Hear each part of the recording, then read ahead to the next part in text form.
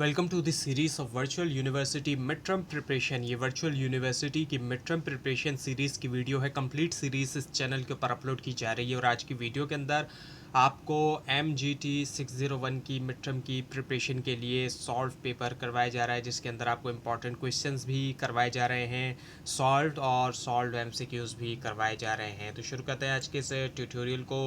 और सबसे पहले आपके सामने क्वेश्चंस हैं जिनके आंसर्स आपको MCQs के बाद करवाए जाएंगे। इंपॉर्टेंट क्वेश्चन तो वो कौन कौन से हैं? पहला ये कि डिस्क्राइब मार्केट मायोपिया, यानी कि इसकी वजाहत देनी है, डिस्क्राइब करना है मार्केट मायोपिया को। उसके बाद ये कि डिस्क्राइब कॉटेज इंडस्ट्री को डिस्क्राइब करना है। उसके बाद ये कि what are long term issues क्या होते हैं रिगार्डिंग एसएमईज़ के हवाले से, जो कि स्मॉल एंड मीडियम एंटरप्राइजेज होती हैं, और उसको एक्सप्लेन भी करना होगा। और उसके बाद ये कि डिस्क्राइब टेक्निकल फिजिबिलिटी को जो है वो डिस्क्राइब करना है। तो अब MCQs हैं, इसके बाद आपको सॉल्व क्वेश्चन एंड आंसर करवाए जाएंगे। सो ADDS स्टैंड्स फॉर, अब ये एक एब्रीवेशन है, इसकी फुल फॉर्म है anti dumping duty. So this one is the answer.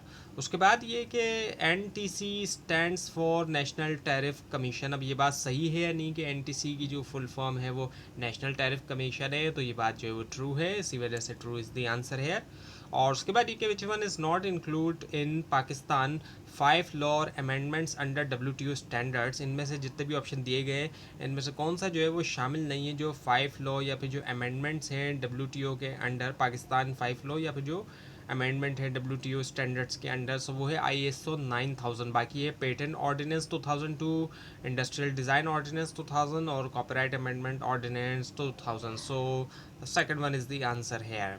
उसके बाद ये कि एक फॉरेन अंडरटेकिंग को अलाउ होता है कि वो हायर करे अप टू डैश परसेंट तक हायर करे उसके टोटल जो एग्जीक्यूटिव हैं और जो स्पेशलिस्ट होते हैं अब्रॉड से। सो 50% तक अलाउ होता है। और उसके बाद ये कि एक स्टडी जो है ट्रेड के ऊपर रियल स्टेट की सर्विस के अंदर उसको कमीशन किया किसने? मिनिस्ट्री ऑफ कॉमर्स ने।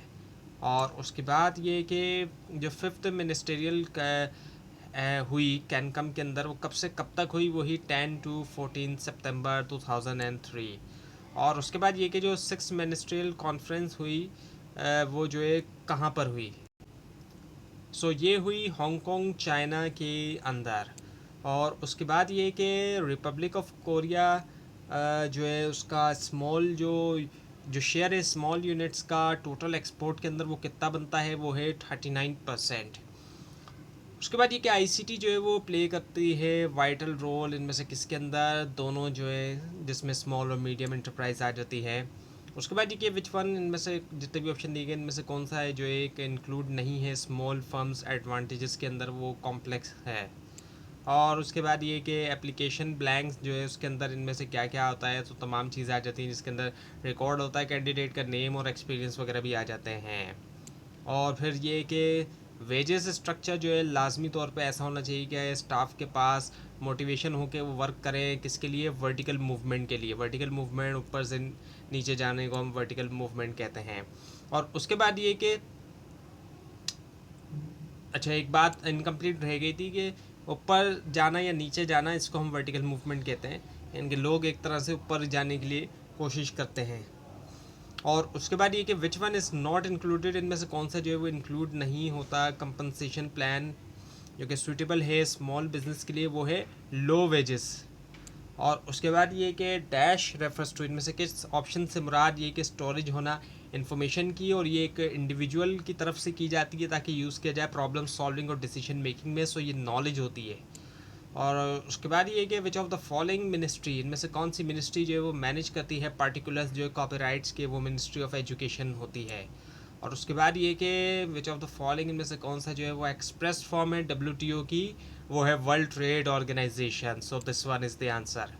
And next one is the exporting country remove, अगर एक्सपोर्टिंग कंट्री रिमूव कर दे सब्सिडी उसकी प्रोडक्ट से, सो जो प्राइस हैं प्रोडक्ट्स के लिए इम्पोर्टिंग कंट्री के लिए वो क्या हो जाएंगे? वो हाई हो जाएंगे।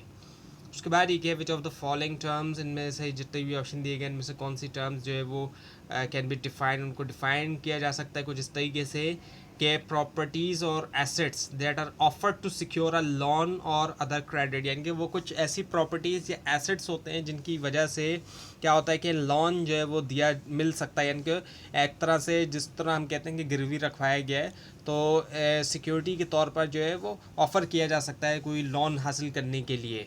सो वो कोलेट्रल होता है, कोलेट्रल की मदद से ज़ाहिर बात है, कोलेट्रल कहते हैं ऐसी प्रॉपर्टीज़ या एसेट्स को जिनको हम गिरवी रखवा सकते हैं लोन के लिए। और उसके बाद ये कि विच ऑफ द फॉलोइंग इनमें से कौन सा जो है वो इस मोस्ट इंपॉर्टेंट आइटम, वो इंपॉर्टेंट आइटम होता है एक बिज़नेस के लिए जिसको एक्सट्रैक्ट किया जा सकता है फाइनेंशियल स्टेटमेंट्स में से, वो कैश फ्लो है। और उसके बाद ये कि which of the following term, इनमें से कौन सी टर्म जो है उसको डिफाइन किया जा सकता है एक प्रोसेस के तौर पर डिस्कवर करने के लिए पोटेंशियल कैंडिडेट्स एक्चुअल या एंटिसिपेटेड ऑर्गेनाइजेशनल वैकेंसीज़ के लिए। सो वो है रिक्रूटमेंट, रिक्रूटमेंट के ज़रिए डिस्कवर किया जाता है पोटेंशियल कैंडिडेट्स को, उनका पूल बना लिया जाता है। उसके बाद which of the following requires, इनमें से कौन सा जो रिक्वायर करता है पार्टिसिपेटिंग कंपनी को कि वो रखें ट्रैक जो है उनके रॉ मटेरियल जो यूज़ हुआ है और जनरेशन, ट्रीटमेंट और जो डिस्पोजल है हज़ार्डस वेस्ट का। ये है ISO 14000। ISO 14000 असल में एनवायरनमेंट के बारे में है। और उसके बाद ये कि डिसिप्लिनरी प्रॉब्लम आती हैं किस वजह से, तमाम जितने भी ऑप्शन हैं जिसमें लैक ऑफ नॉलेज होना, कमी होना नॉलेज की, इंटरेस्ट की कमी होना और केयरलेस होना, सॉल ऑफ द अबव। उसके बाद ये कि how the large and small sectors are interlink, कैसे लिंक होते हैं स्मॉल और जो लार्ज सेक्टर्स होते हैं, ये सब कॉन्ट्रैक्टिंग के जरिए होते हैं। सो this one is the answer. उसके बाद ये कि हाउ मेनी ईयर्स अगो, कितने सालों पहले जो फर्स्ट पीस है राइटिंग का स्मॉल बिजनेस के बारे में उसको डिस्कवर किया गया। 4000 ईयर्स अगो अगर हम देखें तो ऐसा होता है। अब ये कि डिस्क्राइब करें मार्केट मायोपिया। अब जो है वो क्वेश्चन एंड आंसर है, सब्जेक्टिव क्वेश्चन एंड आंसर है। सो मार्केट मायोपिया क्या है? सो एक शॉर्ट साइट अप्रोच होती है, कंसंट्रेशन जो होती है वो होती है प्रोडक्शन के ऊपर, ना कि मार्केटेबिलिटी के ऊपर। और उससे फिर अवॉइडेबल डिज़ास्टर जो है वो आता है। सो एक एंटरप्रेन्योर जो है वो फेल हो जाता है प्रॉपरली तौर पे असेस करने के अंदर जो मार्केट की एक्सेप्टेबिलिटी होती है उसकी प्रोडक्ट की। सो जो सिलेक्शन होती है राइट टाइम की प्रोडक्ट को इंट्रोड्यूस करने की, वो जो इम्पोर्टेंट होती है सक्सेस के लिए। और अगर एक्शन जो लिए जाते हैं या वो अगर बहुत जल्दी हो जाए या उनको लेट कर लिया जाए तो फिर नतीजा जो है वो फेलियर होगा। तो एक्शन जो है वो सारी बातें ऐसे वक्त पे लिया जाए जो बिल्कुल सही वक्त हो, ये ना हो कि जल्दी कर लें या फिर लेट हो जाए, तो बिल्कुल सही टाइम पे जो है वो लिया जाए।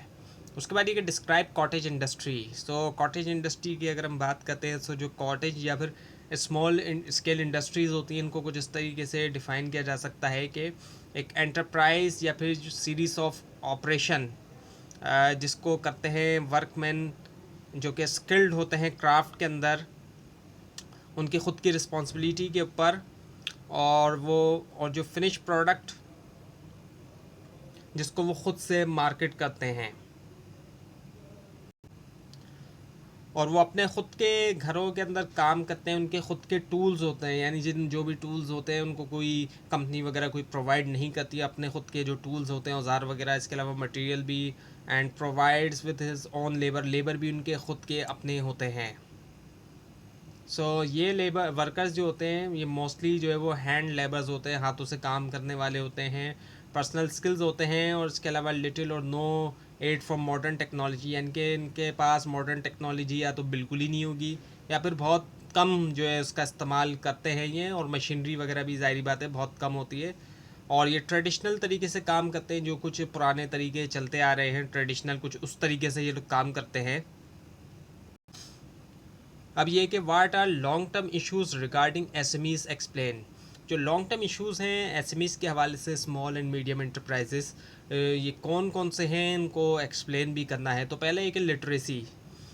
एविडेंस को अगर हम देखते हैं तो उससे ये चीज़ सामने आती है कि SME जो होते हैं वो एक्सट्रीमली तौर पे बहुत ज़्यादा जो है वो डिफ़िकल्ट पाते हैं ग्रो होना, क्योंकि जो साउंड स्टाफ होता है, साउंडली ट्रेंड स्टाफ होता है, उसकी इनेबिलिटी होती है, उनके अंदर इनेबिलिटी होती है कि वो डेलीगेट करें। जो साउंडली ट्रेंड स्टाफ है उनको डेलीगेट करना, यानी जो रिस्पॉन्सिबिलिटी डेलीगेट वगैरह की जाती है वो। और उसके अलावा लॉ एंड ऑर्डर सिचुएशन भी है। अब अगर हम अपने कंट्री के हिसाब से देखें, ज़ाहिर बात है इसमें तो पाकिस्तान के हिसाब से ही बताया जा रहा है, तो जो लॉ एंड ऑर्डर सिचुएशन है वो हमेशा जो है ज़ाहिर बात है वरीसम रही है। ऐसा नहीं रहा कि वो कोई अच्छी रही हो। हम अगर पहले पिछले सालों से स्पेशली अगर हम इस सदी में देखें, ख़ास तौर पे जो पिछला डेकेड गुजरा है उसमें तो खैर बहुत ज़्यादा ही बुरे हालात रहे। So law and order problem की वजह से क्या होता है कि प्रॉपर्टी राइट जो वीक हो जाते हैं, और नतीजा क्या निकलता है कि इन्वेस्टर का डिसीजन जो है ज़ाहिर बात है वो भी इन्वेस्टर पीछे हटता है इन्वेस्ट करने से।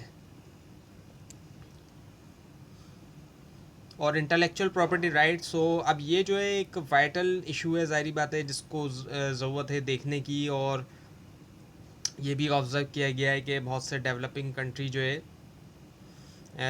इस चीज़ की मदद से कि चेंज करना उनका जो आईपी सिस्टम है और जो लॉज हैं वो जो है कर सकते हैं फॉरेन डायरेक्ट इन्वेस्टमेंट को अट्रैक्ट रिसर्च और डेवलपमेंट में, स्पेशली जो इंडस्ट्रियल और साइंटिफिक फील्ड्स हैं। और इसके अलावा इंफ्रास्ट्रक्चर की हम बात करते हैं, सो बेसिक फिज़िकल इंफ्रास्ट्रक्चर ज़ाहिर बात है रिक्वायरमेंट होता है ग्रोथ के लिए भी और डेवलपमेंट के लिए भी। हमारे यहाँ पे जिस तरह से पावर आउटरेजेस की प्रॉब्लम है, इसके अलावा जो एक्सेस है कनेक्शन का वो भी ज़ाहिर बात है ये सारी चीज़ें बहुत मुश्किल होती हैं हमारे यहाँ पे।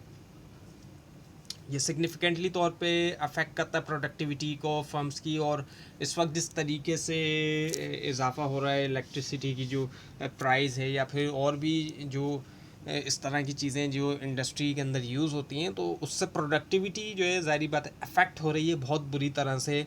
और ऑब्वियसली बात है अगर फैक्ट्री चीज़ें प्रोड्यूस करें भी तो उसकी प्राइस ज़ाहिर बात है फिर बहुत, जब प्राइस ज़्यादा बढ़ेगी प्रोडक्ट्स की तो फिर ऐसी सिचुएशन के अंदर इंटरनेशनल मार्केट के अंदर हमारी जो ज़ाहिर बात है एक्सपोर्ट हो रही है उसके अंदर भी बहुत कमी आएगी देखने में। अब ये कि डिस्क्राइब टेक्निकल फिजिबिलिटी, सो इससे मुराद क्या होता है कि असेसमेंट करना कि क्या कोई प्रपोज्ड प्रोजेक्ट या सिस्टम जो है वो सक्सेसफुली इम्प्लीमेंट किया जा सकता है टेक्निकल पर्सपेक्टिव से। और इसमें जो है वो क्या होता है कि एवेल्यूएट करना फैक्टर्स जैसे कि अवेलेबल टेक्नोलॉजी, रिसोर्सेज और एक्सपर्टीज़, ताकि डिटरमाइन किया जाए कि क्या प्रपोज सोल्यूशन जो है वो टेक्निकली तौर पे वायबल है और अचीवेबल भी है जो भी तो ये थी आज की वीडियो। आपको इस बार में कोई क्वेश्चन है खास तौर पर इसमें कोई मिस्टेक दिखाई दे ज़रूर हाईलाइट कीजिए। और इस पूरी सीरीज़ को देखने के लिए और मिड टर्म की कंप्लीट प्रिपरेशन के लिए इस चैनल को सब्सक्राइब कीजिए, बेल आइकन के ऊपर क्लिक कीजिए। Thanks for watching this video and best of luck for your exams.